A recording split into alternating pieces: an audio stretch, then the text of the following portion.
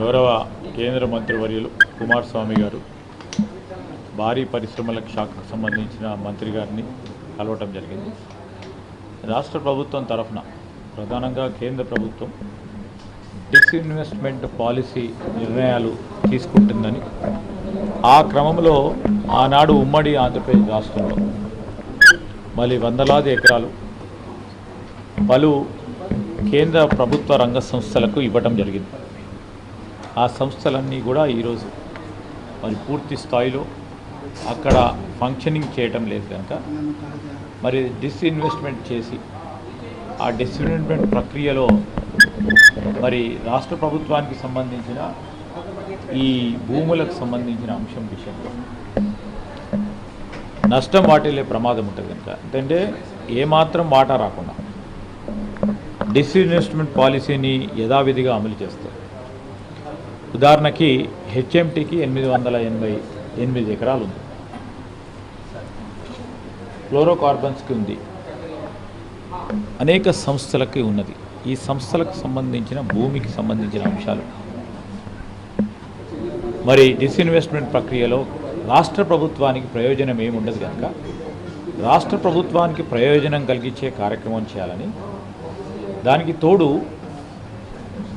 తోడు ఈరోజు రాష్ట్ర ప్రభుత్వం కేంద్ర ప్రభుత్వం కలుపుకొని అక్కడ ఉపాధి పెంచే కార్యక్రమం పరిశ్రమలకు సంబంధించి తిరిగి దాన్ని పునః ప్రారంభోత్సవం చేసే కార్యాచరణ తీసుకోవాలని, పూర్తి స్థాయిలో డిస్ఇన్వెస్ట్మెంట్ చేయొద్దని వారిని కోరడం జరిగింది. ఎటువంటి నిర్ణయాలు తీసుకుంటారు? ఇట్లాంటి ఇష్యూస్ ఎన్నో కూడా కేంద్రం వద్ద పెండింగ్లో ఉంటున్నాయి, ఎప్పటికప్పుడు డెఫినెట్లీ కేంద్రం ముందు తీసుకొస్తున్నాం. మేము తీసుకొస్తూనే ఉన్నాం, చెప్తూనే ఉన్నాము. ఎక్కడ కూడా మరి రాష్ట్ర ప్రయోజనాలకు సంబంధించిన అంశం మీద నిరంతరంగా మేము ప్రయత్నం చేస్తూనే ఉంటాం. కేంద్ర ప్రభుత్వం స్పందించిన అవసరం ఉంటుంది, స్పందిస్తారని ఆశిస్తూ ఉన్నాం. కుమారస్వామి గారు సానుకూలంగా కూడా స్పందించడం జరిగింది. మాకు ఆశాభావం ఉంది, తప్పకుండా మరి మంచి ఆలోచన చేస్తారని నమ్మకంతో ఉన్నాం.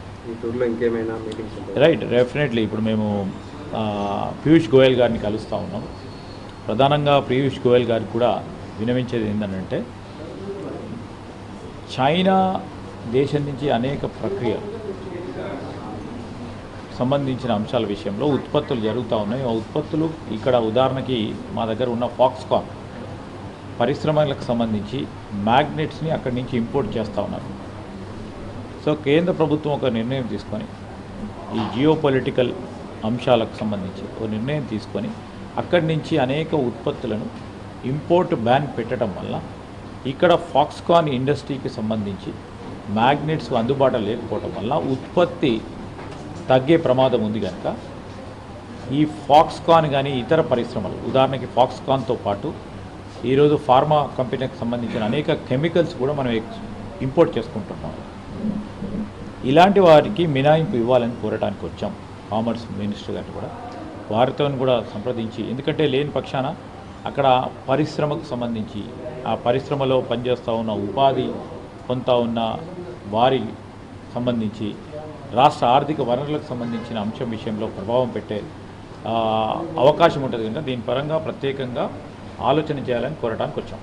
Thank you.